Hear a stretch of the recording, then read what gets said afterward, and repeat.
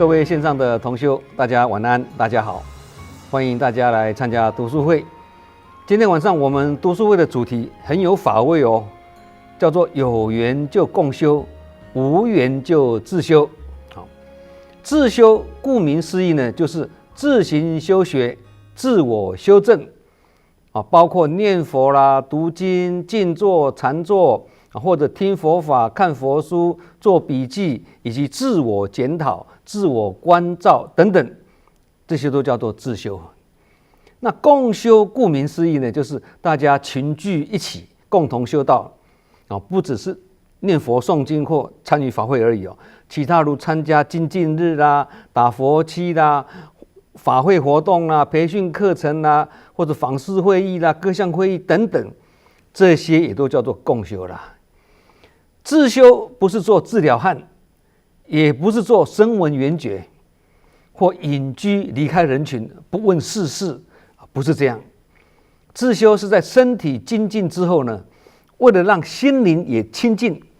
然后透过反观自照来自我反省、自我检讨、自我充实、自我提升，就好像是在打扫我们自己心灵的殿堂一样啦。不是久久一次哦，是每天必做的功课哦。这才是自修的真正意义。有缘就共修，无缘就自修，可以把它解释为：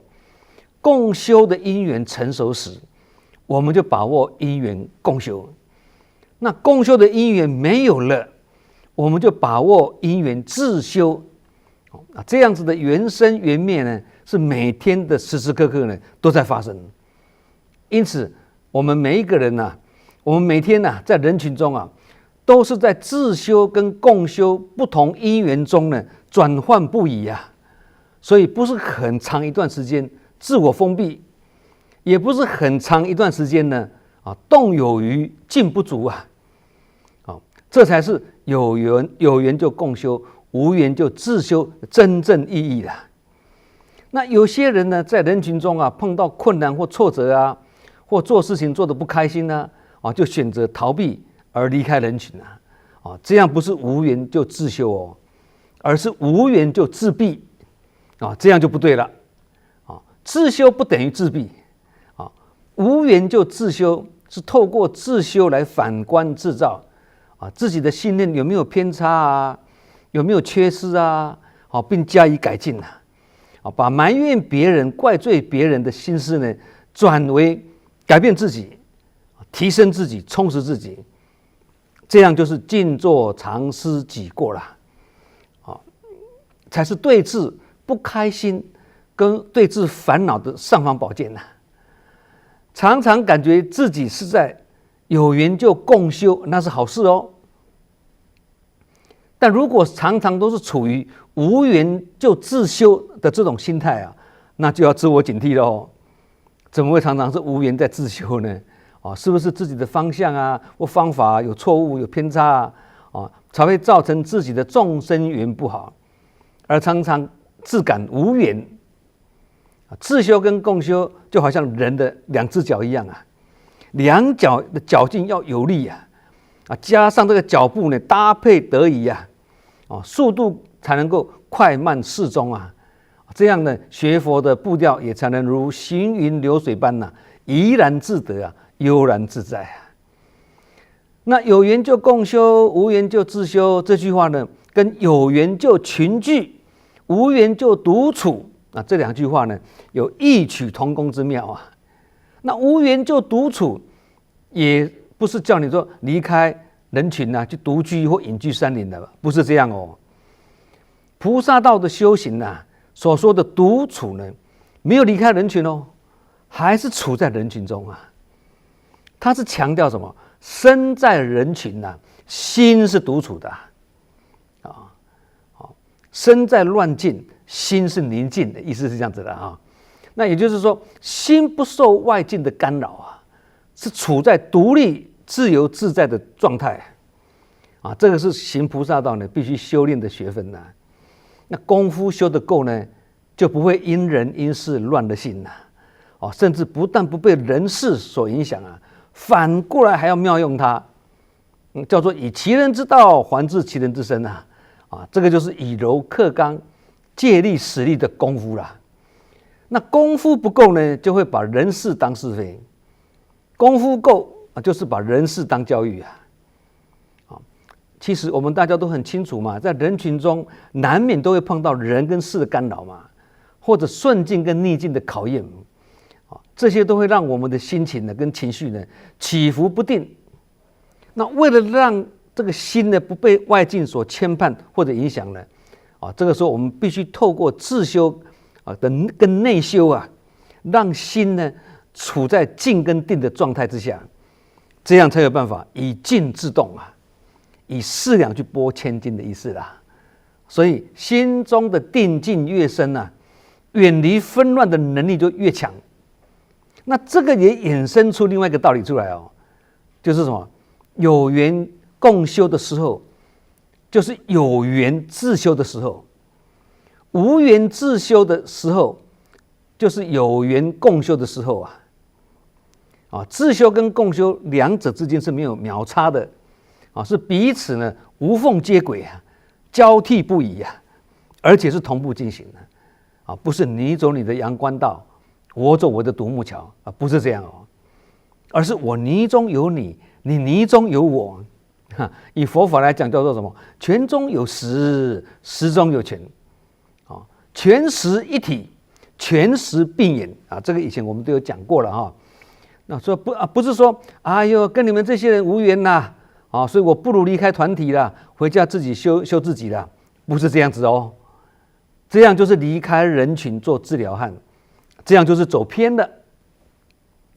有些人呢喜欢独处自修而少入人群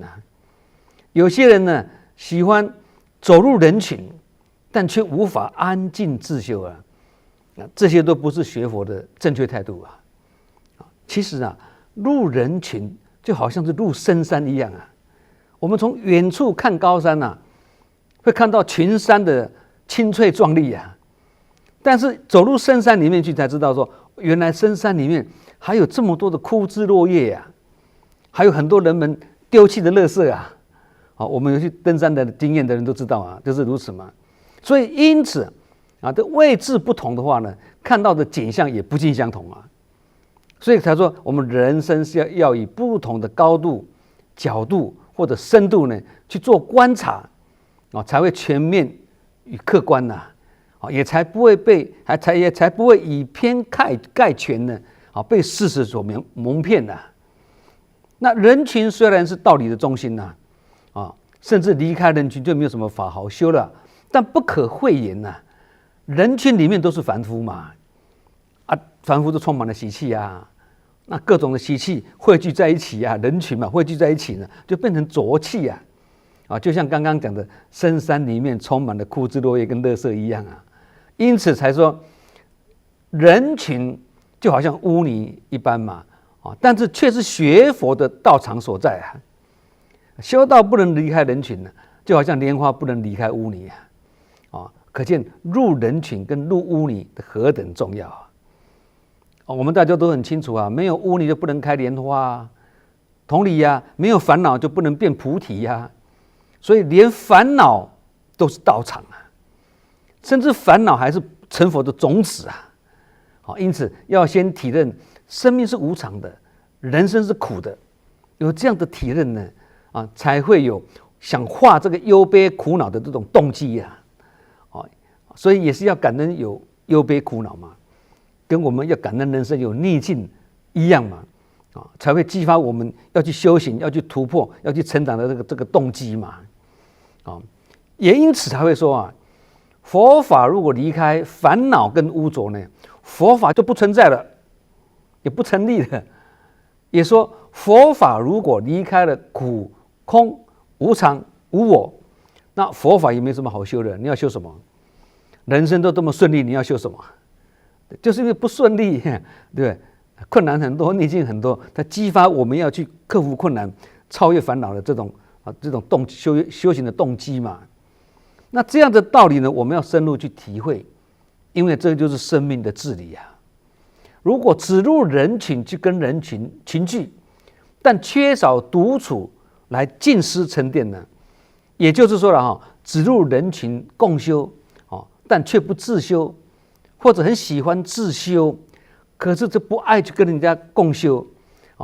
这个就好像什么？去理发厅理发，头发只理一半，或只理头发，不洗头发，那没有人会这样子做嘛。其实学佛要福慧双修，也是这样的道理啦。那佛法是讲因缘重次第这句话我们讲了好几次了，很重要这基本原则。讲因缘就是要随顺因缘，恒顺众生不能强求的意思的就好像饭要煮多久才会熟这是有一定的时间嘛，你急不来，时间到了才会熟，时间还没到，你打开锅盖，饭还是硬的，因为时间未到，因缘还没有成熟，所以饭也不会熟。那重次第呢，就是重视先后本末的次序，重视那个次序啦，要按部就班，一步一步来去铺陈，去酝酿，没有捷径也没有办法一步到位啦。道理是这样子的。佛陀讲经说法49年前面42年讲方便法嘛，到最后7年呢才讲菩萨道一乘法，这个就是次第，一步一步来虽然佛陀注释的目的跟本怀呢是要讲一乘真实法，但是不能一步到位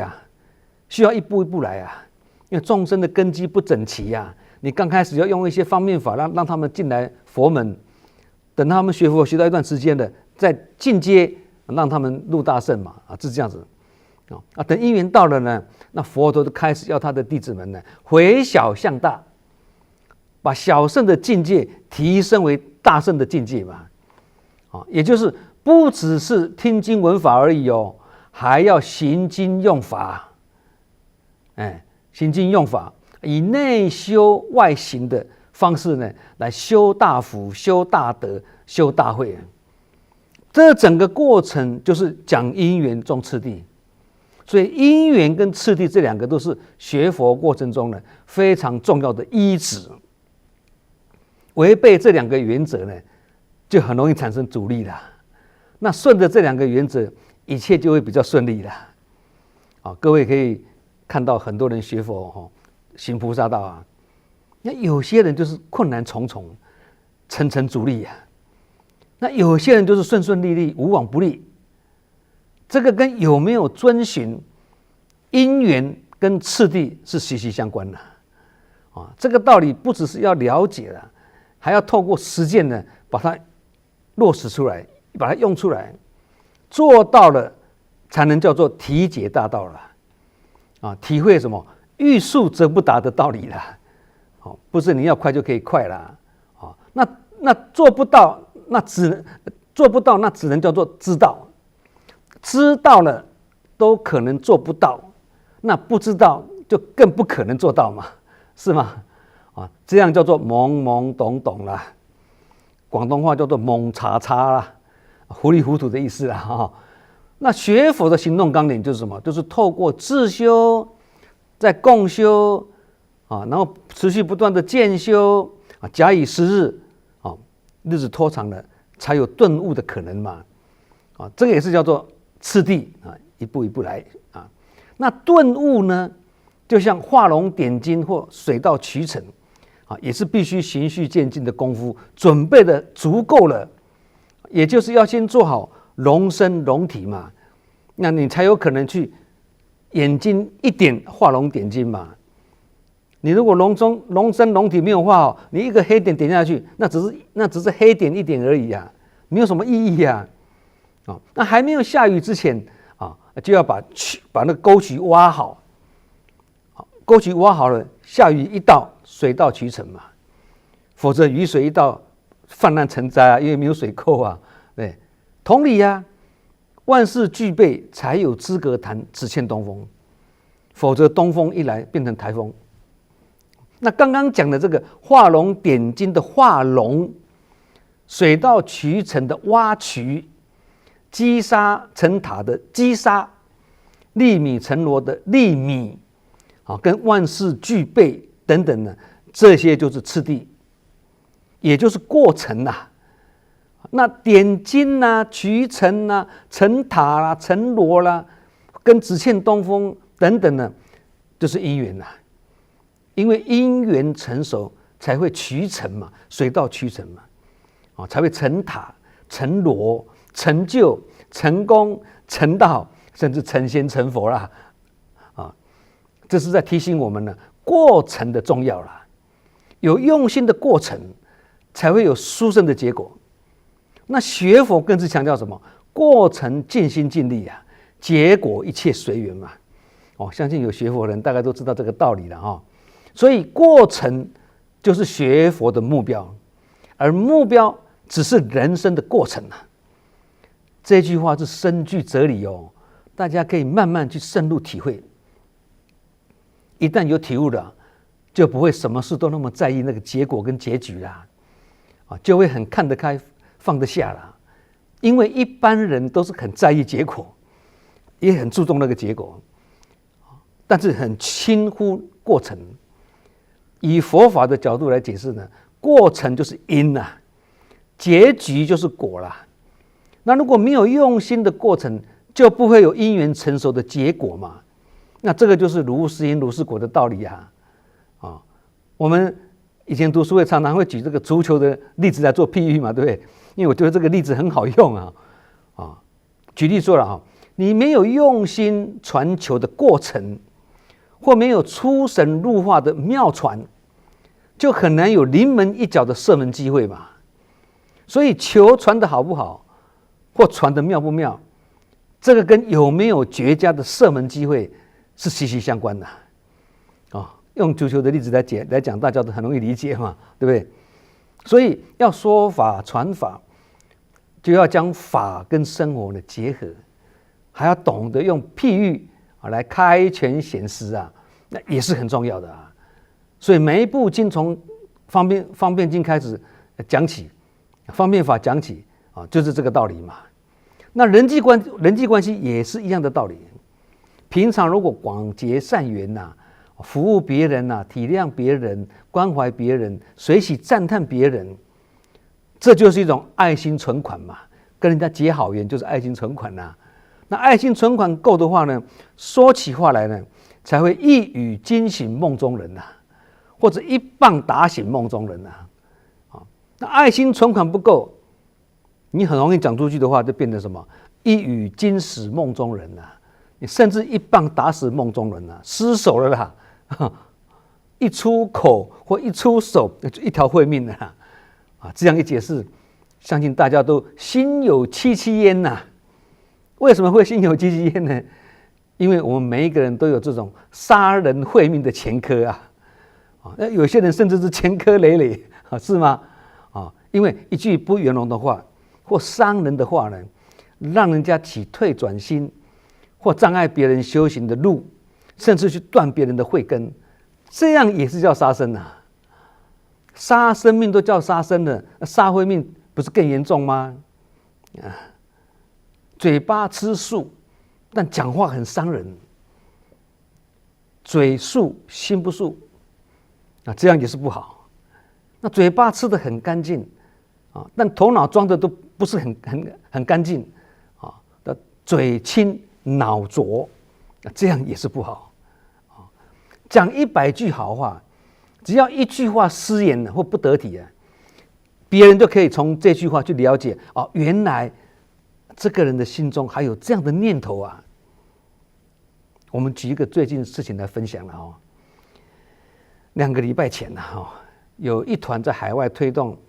慈善会务的这个团队呢，大家回到净智精舍向证严上人来报告会务也分享个人的心得啦。那团队的每一个人呢，在那个十分贫穷落后的国家，一待就是好几个月每个人都是尽心尽力全力以赴，而且使命必达，让证严上人非常的感恩，非常的赞叹那在精舍里面好几天就分享了好几场那最后一天要离开的时候呢，大家再跟证严上人做最后的分享。那其中有一位菩萨在讲了一句话他说我们在这个贫穷落后百废待兴的这个国家里面呢，推动这个慈善工作有成功的经验啊，这个可以作为将来其他国家要推动会务的范本。我在旁边一听，十分震惊啊！因为这句话旁人可以讲，但是你不能讲啊！这个就是我们读书会提过几次的，好事做多了也被赞叹多了，稍一不慎呢，就很容易起我慢心了。那这种我慢心就像尘沙一般非常的微细，自己很不容易察觉，因为当局者迷嘛。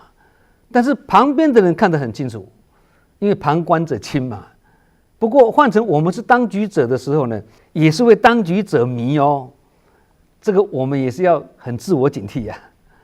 其实每个国家的国情跟民族性或者文化背景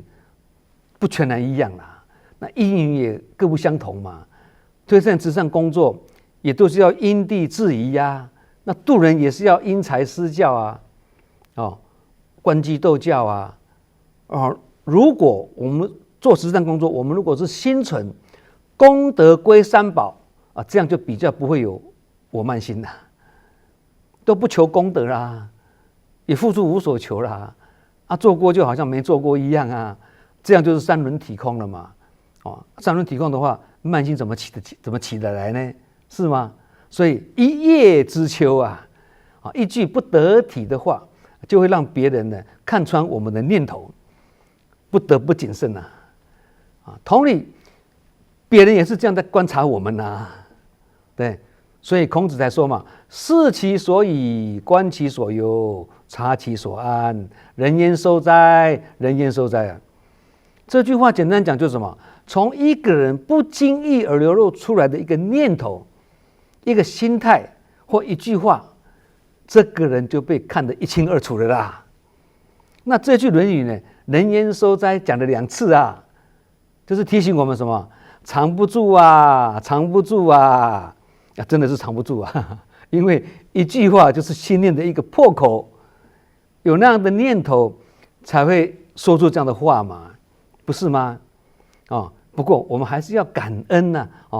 这位菩萨呢示现这样子的境界，让我们呢有自省跟警惕的学习机会了所以这个也是要我们呢有入人群共修才有这样渐进学习的机会啦。所以也是要把握因缘多精进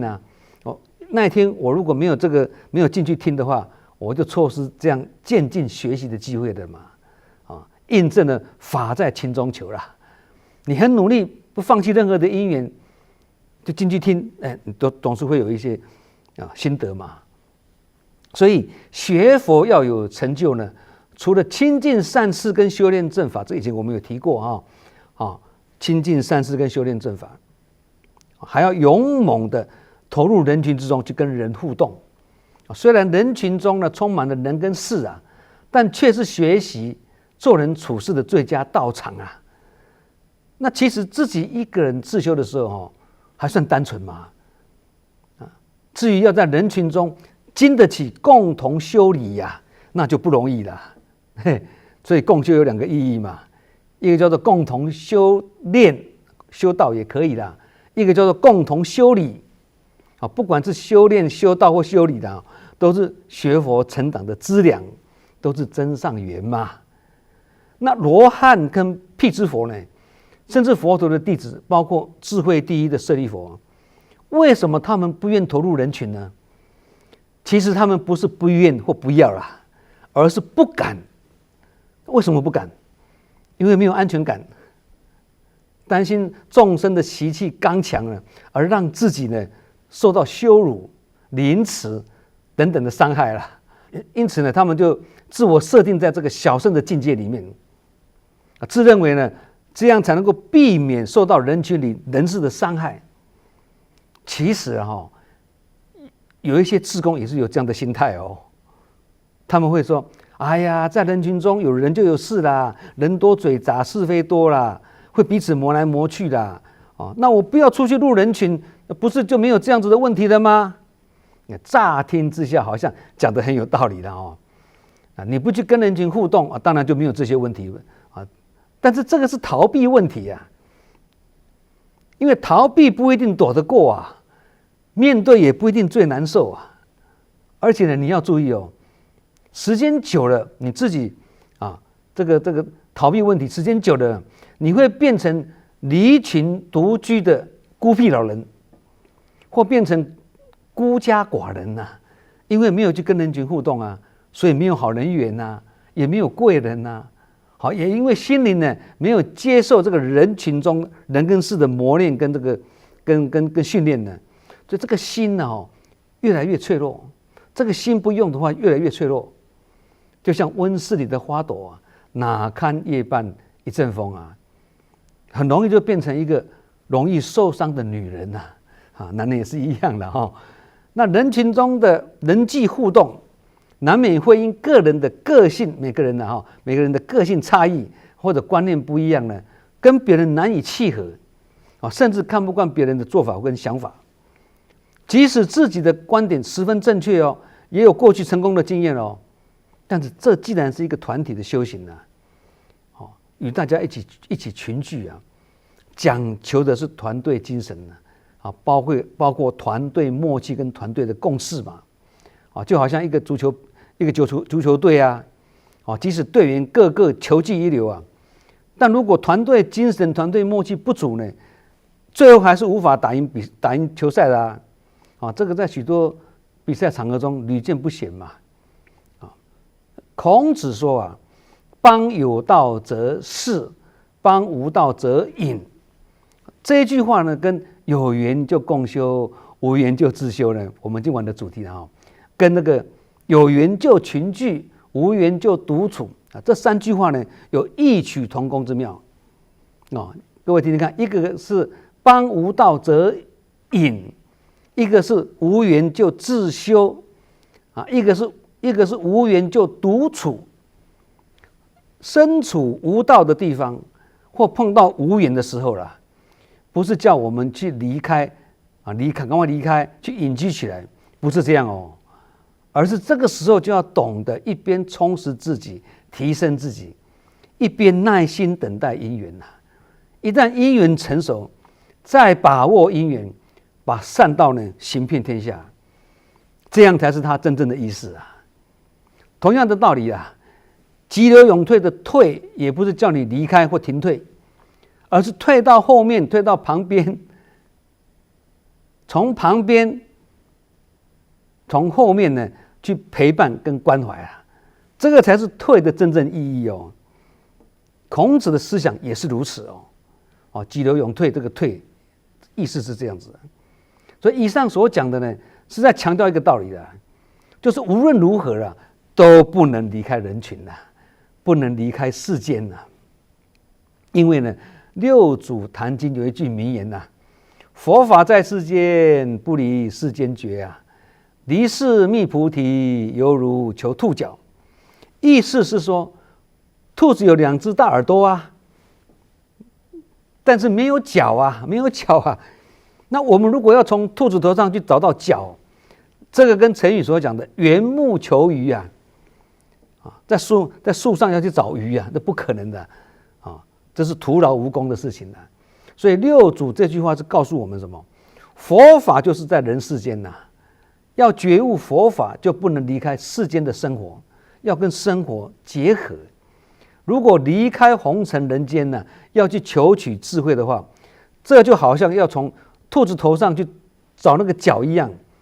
白费功夫，不可能的事情。所以离世觅菩提，犹如求兔角，这个意思就是说，要开悟的话呢，就不能离开世间。这个世间其实指的就是人群这个要特别强调一下否则你独处在深山里面，自我闭关，在自己家里修行，只要还没有往生，都算是在世间嘛。这不是在世间吗？还是在世间所以世间离世觅菩提，这个离开世间这2个世间呢，要把它的那个精准对焦意思就是人群这个世间就是讲指人群那佛法跟大自然的运作呢的法则呢，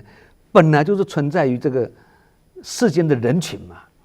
所以要能够得到佛法的觉悟，就不能离开世间的人群。现在要加上去人群，不能讲世间而已，世间的人群啊，如果远离人群呢，到深山去静坐啦、隐居啦，去寻求正悟之道啊，那就是妄想在兔子头上呢找到角一样，不可能、不可得啦。啊，其实佛经中常讲兔角啊，常用兔角来比喻不可能存在的事情，不可能存在，你就不要去追求，别浪费时间了。意思是这样子嘛？啊，那例如什么《楞伽经》里面有说啊，但言说妄想，同于兔角。那佛经也常常把兔子头上长角啊，跟乌龟的背上长毛啊，相提并论啊，就好像《楞严经》里面讲的“无者同于龟毛兔角”啊。那大智度论中也说了，如兔角龟毛，亦但有名而无实啊。那这些佛经是告诉我们什么？龟毛兔角都是不存在的事情，也就是离开人群了，却想要得到证悟开悟，这是不存在的事情，也是不可能的事情的。意思是这样子的。因为佛法在世间而出世间的法，佛法是在世间而出世间的法，是用出世的精神去做入世的工作，叫做以慈悲喜舍之心起救苦救难之行啊。那如果以慈济的法门来解释，就是出世的精神就是净施法脉，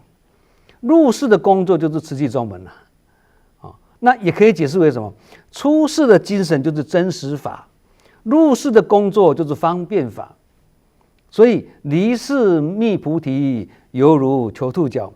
如果把它改成离群觅菩提呀，犹如求兔角，也是通。所以他告诉我们，入人群的群聚共修啊，跟入法脉的独处自修，对修道来讲呢，才是真正的福慧双修啦。那古人有一句话叫做什么？知人易，自知难呐。如果照字面解释的就是说了解别人很容易哦，了解自己很难哦。这样解释的话我们很难体会，因为要了解别人应该也是很不容易的怎么会知人易呢？对不对？那人性也是无常而难以捉摸啊。知人知面不知心，不是吗？所以以下我们会做一个广义的解释，就比较贴切。知人易就是别人的缺点或不对的地方，我们都看得很清楚，这叫知人易啦。那自知难是什么？自己的缺点跟过失自己完全看不到，这叫做自知难啦。这样子的解释就比较直指人心啦，印证人性的弱点，我们也比较能够体会啦。老子在《道德经》中说知人者智，自知者明我们曾经拿这一句话来当作我们读书会的主题曾经也讲过这个啦。意思是说，能认识了解别人叫做智慧，能够认识了解自己，那才算是明明白白的人没有自知之明的人呢，搞不清楚自己到底几斤几两容易被别人客套的称赞或者所迷惑别人赞叹的越多，他就越自满越膨胀所以晋士语才说赞叹当警惕嘛。那正言上人也曾经开示说过常常被赞叹也是一种危机。那有自知之明的人呢，会很清楚自己的斤两台湾话说自己称好便别让别人给咱请一样这个意思啦，自己称便，不要让别人称我们所以有自知之明的人，他就不会被赞叹的冲昏头了甚至也能了解赞叹只是一种同情鼓励啦，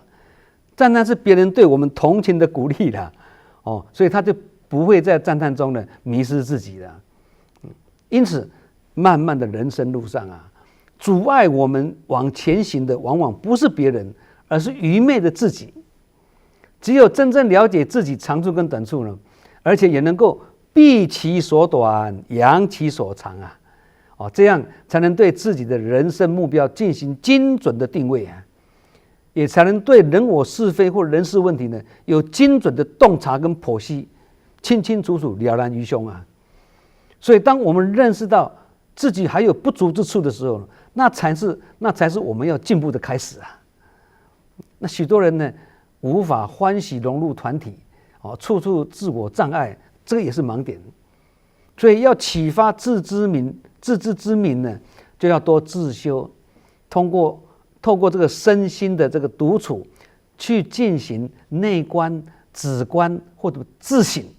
啊，深切去体悟呢，一切忧悲苦恼都是自性的显现呐。这就是自觉、自我觉知、自我觉醒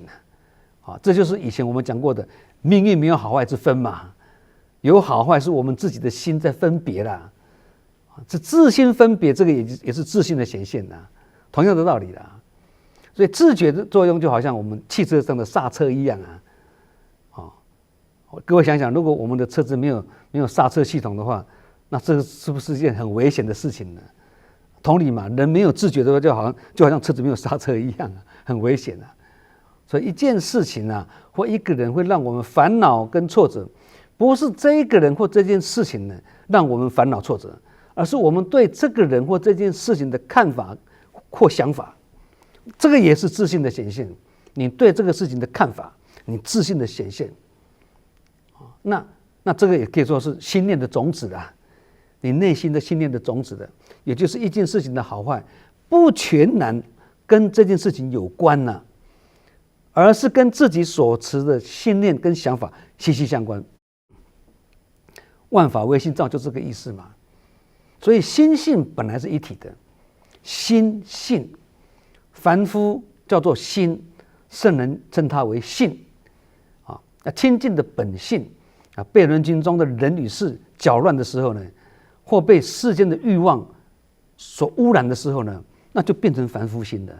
清净的心蒙到灰尘了嘛，变成凡夫心了嘛。那如果这个时候以凡夫心来看人事的话呢，人事是反反复复，起起伏伏；以清净心看人事，人事皆成教育跟智慧了。心中有鬼，你每天开门都见鬼；心中有佛，每天开门见佛。花开花落都见佛。所以学佛不是一个人清修就行的啦，还要在人群中去磨练。因为大众的习气不一样，一起修行，一起共修，才容易看清自己的缺点，然后进行什么检讨、反省、改进，达到超越、解脱、清净了。那多少人常年的修行呢，苦苦追寻佛法的真理啊，甚至透过各种的讲座研究佛理，却不知道佛法其实就在眼前呐，是真实的体现在我们的日常生活里面的每一件小事情上面，不是远在天边，而是近在身边呐。所以太虚大师的人生佛教跟印顺导师的人间佛教，以及证严上人的佛法生活化、菩萨人间化，这些思想都是大乘佛法的一脉相传啊。佛陀的弟子须菩提、迦旃延、大迦叶、目犍连，随佛陀修行40多年了，听了很多的法，再深的经也听了，也都可以达到解脱自己了，但只缺没有发心入愿。发心立愿呢，入人群呢，他们没有发心立愿呢，去入人群，那他们就代表大众呢，向佛陀告白啊！哎呀，虽闻说法虽闻佛说法心生欢喜，也认同了，但是不想或不要入人群，而是已经年老力衰了啦，年纪老了啦，何必再学那么多呢？因此心态很消极啊。尤其想到说，哎呦，这个一圣真实法行菩萨道，还要6度万行还要4摄法去入人群度众生实在是心生疲懈啊！好像台湾话说，听起来卡嫩秋嫩啊，意思是这样子的啊。加上那个时候呢，时空是地广人稀啊，要入人群也没像现在这么容易了。所以须菩提他们4个人没有希求一圣大法的心呢，也不生一念好乐之心呢，啊，这也让我们警惕的啦。佛陀说一乘大法在2500年前呢，但那时候佛说法的最后，但是那个时候是佛说法的最后7年嘛，讲菩萨道是最后7年嘛，弟子们都老了，这个时候讲也太慢了。现在五浊恶世反而是最好的时间点了，所以证严上人才会说，现在是回小向大，会三归一啊，舍方便取正直最好的时候啊。所以一乘大法的这个说法，在2500年前呢，其实最好的用法时间点是现在这个时候啦。啊，所以说啊，风雨虽大，不润无根之草啊。佛法虽广，不度无缘之人呐。那我们既然有缘呐，就不能只是有缘而已哦，还要得度啊。得度就是把听闻的道理呢落实在生活中了。我们今天晚上虽然讲有缘就共修，无缘就自修，其实同样的道理，有缘就自修，无缘就共修。自修共修全部对调也是通。总而言之呢，自修跟共修一定要双管齐下啦，这样才是福慧两足尊呐。今晚读书会我们分享了很多的佛法只要听懂其中一句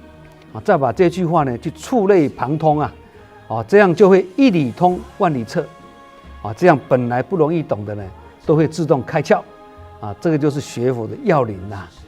也就是台湾话所讲的 mega 好，我们今晚的读书会就讲到这里祝福大家福慧双修，法喜充满。我们下周同一时间再见。